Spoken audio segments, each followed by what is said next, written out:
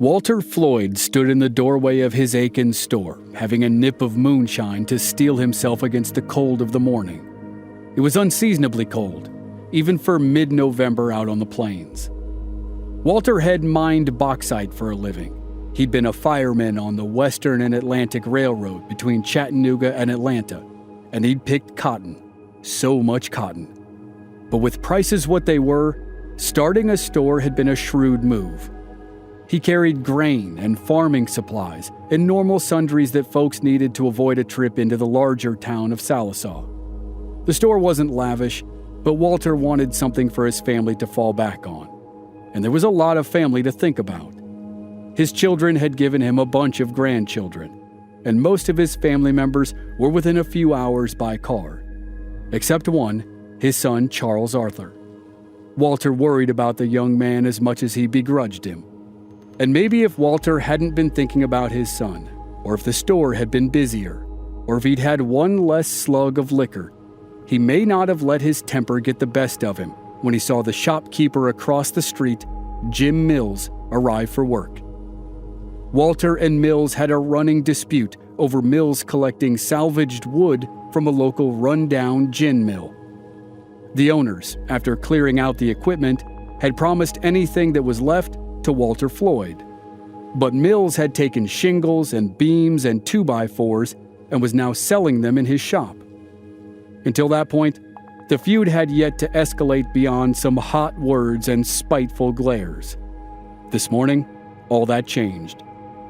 Walter crossed the street purposefully, walked up the steps of Mills' store, and let loose a string of accusations and expletives that he hoped his pious wife couldn't hear at his own store across the street. Mills lashed back. Walter fumed. He stormed back toward his shop, not really sure what his next move was. Then he heard a commotion behind him at Mills' store. Someone yelled, "Wait, Jim, wait." Walter heard stomping steps in the dirt road. He turned to see Jim Mills aiming a sawed-off shotgun, and there was nothing in Jim's eyes that made Walter believe the gun was just for show.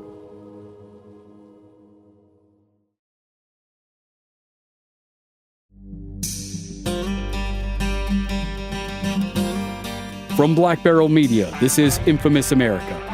I'm your host, Chris Wimmer, and this season we're telling the story of 1930s bank robber, Pretty Boy Floyd. This is episode 2, Hard Time.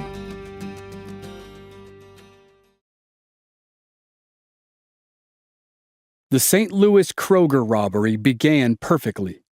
Charles, Fred, and Joe had stolen a Cadillac from a chauffeur in the middle of the city on the morning of the heist. It was fast, and if all went well, they could ditch it and move the money and the guns into Joe's car, which was stashed a few miles from the headquarters. The delivery of the payroll money was right on time.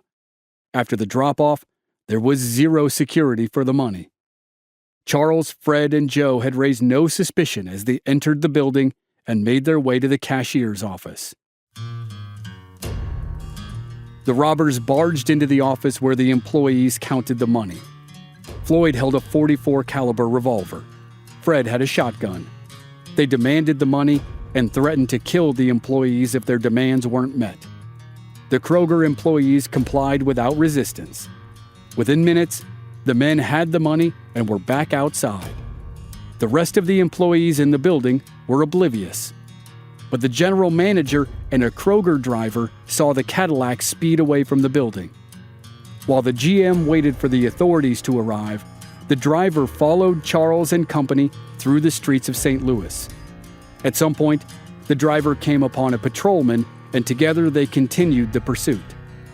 As the robbers dropped Joe off at his car, the Kroger driver and the officer confronted them. Fred Hildebrand jumped out of the Cadillac and opened fire. Joe fled back to his market, and Floyd and Hildebrand were able to elude capture and ditch the stolen car. They had been sharp and professional.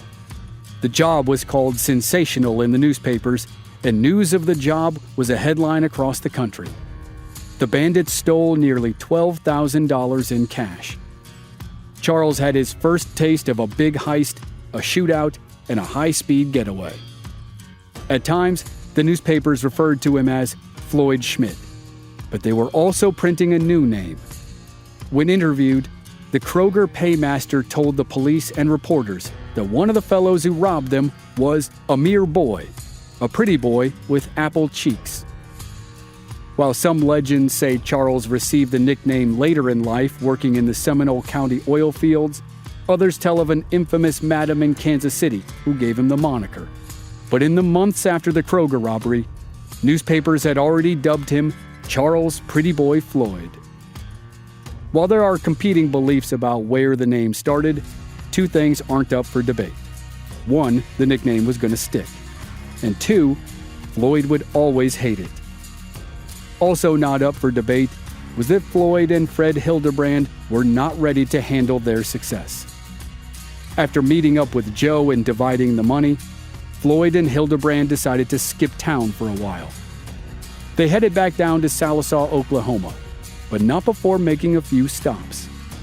They got shaves and haircuts and bought new suits, and they also bought brand new Studebakers. Floyd, who had left town with virtually nothing to his name, came back into Sequoyah County looking like a different man. As a result, he and Hildebrand barely had time to throw back a jar of moonshine before they caught the attention of local law enforcement. The presence of two brand new cars on the dusty streets of Sallisaw was enough to raise a deputy's eyebrow. And the cars weren't just any Studebakers. They were Studebaker Big Sixes, the vehicle of choice for bootleggers because they could drive 80 miles per hour. In no time at all, the deputy sheriff and chief of police were asking Floyd and Hildebrand questions.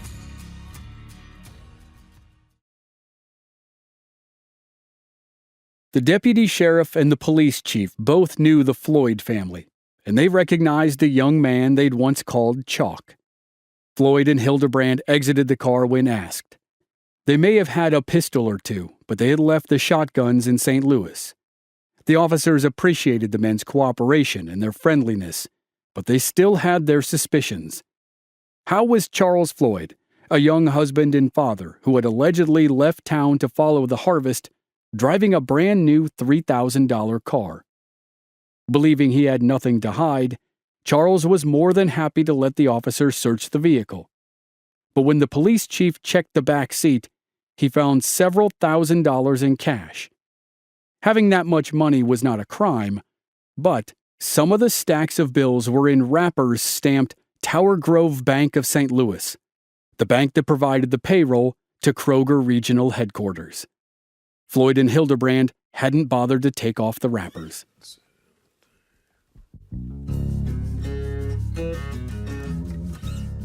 The chief and the deputy didn't know it yet, but the two sharp-dressed young men in front of them were wanted for robbery in Missouri. The officers took the young men into custody while they made some calls about the money. It was not a difficult mystery to solve. When the Muskogee Daily News reported the capture of the men, they referred to Charles as the son of one of the most respected farmers in the Aikens, Oklahoma community. Certainly, Walter Floyd felt that the family reputation had been tarnished as he, his family, and his friends watched Charles shackled and shipped back to St. Louis for questioning. Ruby watched the scene holding young Charles Dempsey. She was barely able to set eyes on her husband before he was taken away. She wondered how old the baby would be when he saw his daddy again. In St. Louis, the robbers were photographed by police. The office workers from the robbery looked at the photos of Charles Floyd and Fred Hildebrand and positively identified them as the culprits. Charles stonewalled the authorities and claimed he wasn't involved, though he couldn't explain why he had money from the bank that had supplied the payroll for Kroger's. Hildebrand flipped quickly, hoping for leniency with his cooperation. He identified Charles and Joe as his fellow assailants. The St. Louis PD stormed Joe's apartment and found over $2,000 in cash, and Joe confessed immediately. Charles spent weeks in a cell maintaining his innocence until finally confessing his involvement. In November 1925, 2 months after the robbery, he was sentenced to 5 years in the Missouri State Prison in Jefferson City. Charles was about to learn about the less glamorous side of the outlaw life: hard time. Known as the Old Jeff, the prison was a fortress that sat on the banks of the Mississippi River. While the prison system in America had improved since Reconstruction, just because inmates weren't being strung up by their thumbs or waterboarded did not mean that American prisons were houses of rehabilitation. Charles Floyd, now known as inmate number 29078, faced overcrowding, malnutrition, abusive guards, and a hierarchy among inmates that devoured the weak and hardened the strong to continue their lives of crime if they ever got out. For the majority of his time in prison, Charles kept his head down. The guards and the warden certainly knew his name, but besides a random dust-up with a guard or a stolen potato or two, the necessary ingredient in prison moonshine, Charles was regarded as an above-average prisoner, with an intellect and street smarts better than his fellow convicts. Most of all, the usually gregarious Charles Floyd learned that while doing a prison stint, it was better to talk less and listen more.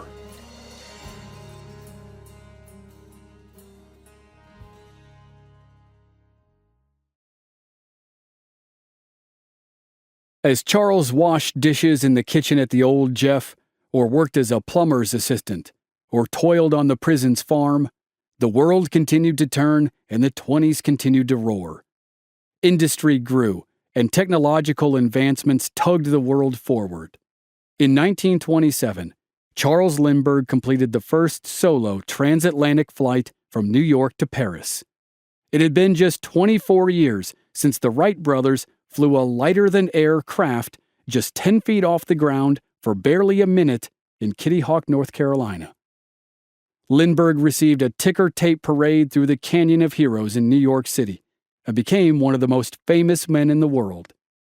America became obsessed with the promise of aviation, and the progress didn't stop there. Philo Farnsworth transmitted an image of a straight line from one monitor to another, and television was born. Al Jolson starred in a film called The Jazz Singer. He implored the audience to wait a minute, because they hadn't heard nothing yet. And for the first time, the audience actually heard the words. The talking picture had arrived. Organized and not so organized crime continued to flourish, even though proponents of prohibition promised the American people that banning alcohol would end lawlessness. Bank robberies were on the rise in rural America. Paul Jaworski and his Flathead Gang made news in March of 1927 when they committed the first recorded robbery of an armed car, making off with $104,000. In Chicago, less than a year before Charles' release, Al Capone ordered a hit on members of the Bugs Moran gang. Disguised as police officers, Capone's men lined up the Moran men in a garage in Lincoln Park and gunned them down. The St. Valentine's Day Massacre would become one of the most sensational crimes of the decade. But the most shocking news that Charles received during his stint in the Old Jeff came just weeks before he was paroled in March 1929. His wife Ruby filed for divorce. Charles understood. He didn't fight it, and he granted Ruby full custody of 4-year-old Charles Dempsey. Maybe if he still had his family, Charles could have returned to Oklahoma and changed his ways. But without Ruby and Charles Dempsey, he took some advice from a fellow convict and headed to Kansas City.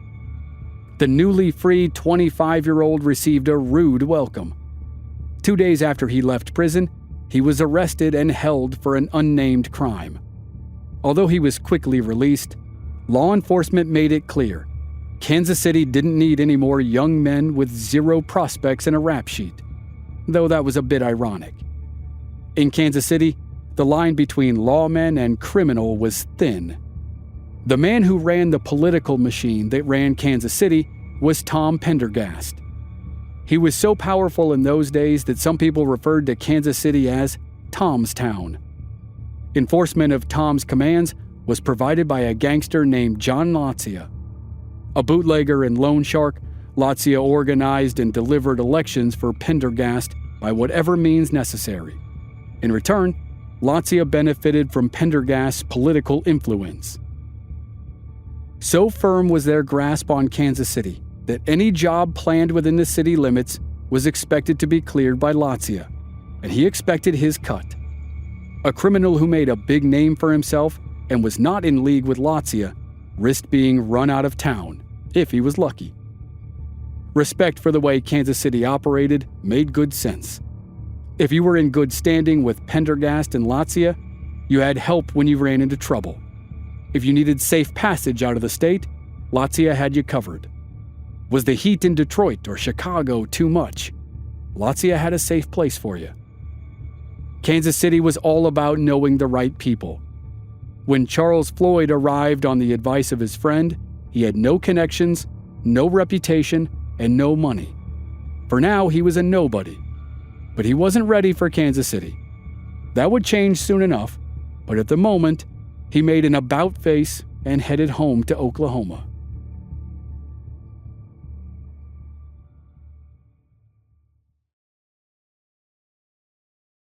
Charles was welcomed back by his mother and siblings and stayed briefly with his brother Bradley, who had moved south to Seminole County and was working in the oil fields.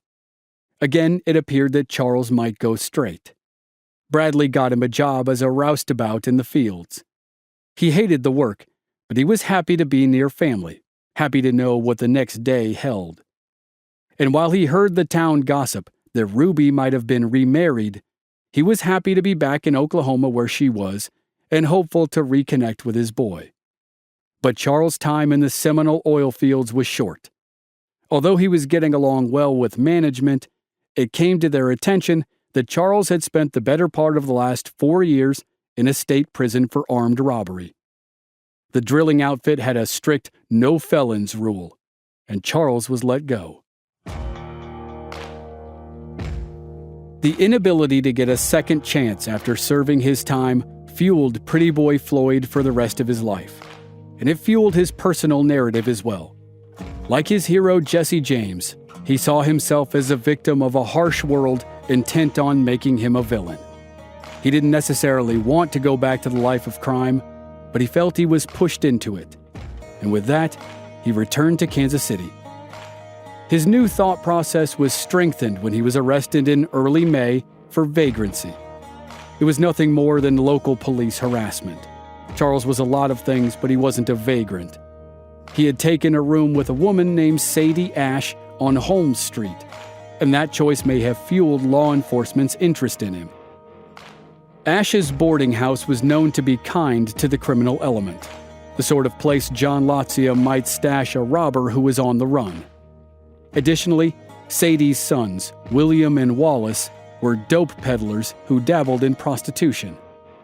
There was some talk that they were low-level members of one of the city's gangs, but there was also talk that they consistently snitched on their criminal counterparts to the police. The Ash boys had met a pair of sisters, Beulah and Rose Baird. William and Rose had already married and divorced, but Beulah and Wallace were still married when Charles arrived at the boarding house. One of the legends of Floyd's nickname was that Beulah first called him Pretty Boy during a card game in the parlor. Whether she came up with Pretty Boy or not, Beulah was attracted to the brash Oklahoman who carried himself with a sense of purpose and self-awareness that her current husband did not. While Charles had yet to establish himself in Kansas City, Beulah felt he was destined for great things, or at the very least, he was going to be a lot of fun. Charles fell for Beulah as well, and it didn't take long for them to begin seeing each other. She quickly divorced Wallace Ash. In early May 1929, Charles and Beulah traveled to Pueblo, Colorado, where Charles was quickly arrested for vagrancy again. He spent a week in jail before he and Beulah headed back to Kansas City. While being brought in for questioning became a regular occurrence for Charles in the early days in the city, he was able to avoid jail even though he was making some money running moonshine. He had not, however, graduated to anything more grand as summer became fall in 1929.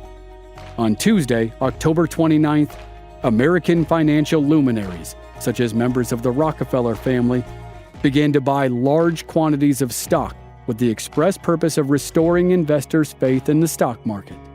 But it was too late. The largest single-day sell-off in American history happened 5 days earlier, on what became known as Black Thursday.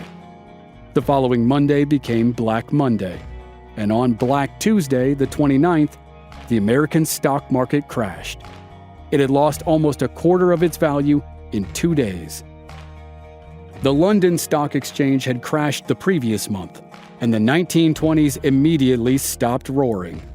The Great Depression began, though the fall of the largest financial institutions in the country did not immediately affect the world of Charles Floyd. Despite prohibition, people were still going to drink. They were still going to gamble and dance. In fact, maybe they needed those things now more than ever. But 2 weeks after Black Tuesday, news came from Aikens, Oklahoma, that called Charles Floyd home. The Baird sisters went with him because there had been a shooting.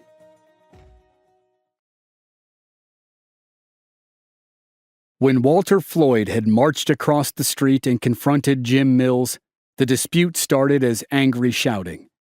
Then it grew into threats of violence. Both men moved past the point of a simple business grievance. Now it was personal. Walter stormed out of his rival's store, and even he wasn't sure of his intentions. In his own humble shop, his wife was waiting, and maybe she could calm him down.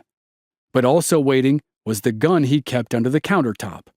Maybe he was going for that, and Jim Mills didn't think he could take the chance. The streets were busier now. There were children playing, people bringing packages to the post, and customers in both Floyd's store and the Mills store. As Walter headed for his shop, and maybe his gun, Mills followed a few seconds later. Someone yelled for Mills to stop. Before Walter even heard Mills' heavy footsteps in the dirt, he could sense the man coming up behind him. When Walter turned, Mills had a modified shotgun pointed straight at him. No further words were exchanged, and Mills fired a single round at close range. The shot tore through Walter Floyd's body, doing irreparable harm. Walter crumbled to the ground, gasping and spitting blood. Jim Mills stood paralyzed in the street. It could have been the boom of the shotgun, or the sight of his rival, but also his neighbor, bleeding in the street, and the sudden realization of what he had done. Mills just stood there. He didn't fire again, and he didn't run. He watched Walter Floyd stagger to his feet and lurch into his store. Walter clutched his stomach where the shotgun load had torn a massive hole. He made it up the steps and into the shop. He slumped against the counter and died in front of his wife, Mamie. When the sheriff arrived, Mills said he had acted in self-defense, even though Walter didn't have a gun. Mills claimed that the two men's tempers had gotten so hot that he was sure Walter was going for a gun of his own.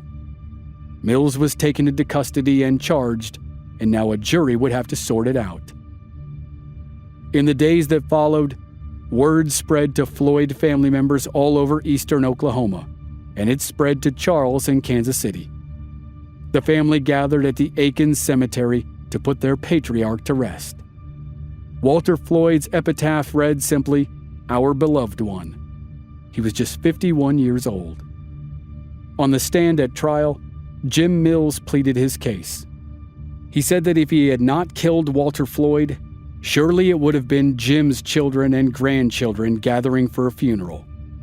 The jury bought it. It was self-defense, and Mills went free. Mills left Sequoyah County not long after being found not guilty, and no one in Aikens ever heard from him again. Though rumors spread that Walter's son, the hardened criminal, had made quick work of Jim Mills on some back road. In Michael Wallace's biography of Charles Floyd, he relayed Charles's nephew's take on the tall tale, which went like this. "Now, I'm not saying that Chalk or my father may not have wanted to kill Mills, because I think they would have, but Chalk and my father never touched him. That's just the legends that came out, but there is not an ounce of truth to it." In reality, Charles had probably returned to Kansas City by the time Mills was last seen in Oklahoma. Whether legend or not, when the saga of Pretty Boy Floyd was written, the death of Jim Mills was pinned on Floyd. But at the present moment in 1929, Charles was on the verge of making the jump from small-time thief to full-fledged outlaw. And Charles Pretty Boy Floyd, maybe more than any other outlaw of the era, would suffer from the blurred line between truth and legend.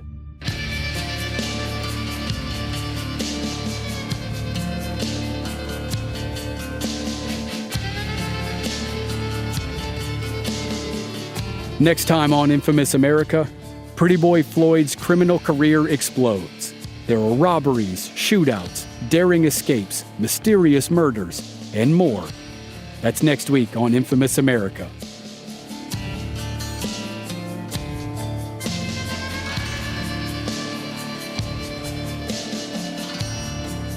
Members of our Black Barrel Plus program don't have to wait week to week for new episodes. They receive the entire season to binge all at once with no commercials, and they also receive exclusive bonus episodes. Sign up now through the link in the show notes or on our website, blackbarrelmedia.com. Memberships begin at just $5 per month. This season was researched and written by Jamie Lyko. Original music by Rob Valier. I'm your co-writer, host, and producer, Chris Wimmer. Find us at our website, blackbarrelmedia.com, or on our social media channels. We're Black Barrel Media on Facebook and Instagram, and B Barrel Media on Twitter. And you can stream all our episodes on YouTube. Just search for Infamous America Podcast. This show is part of the Airwave Media Podcast Network. Please visit airwavemedia.com to check out other great podcasts like Ben Franklin's World, Once Upon a Crime, and many more. Thanks for listening.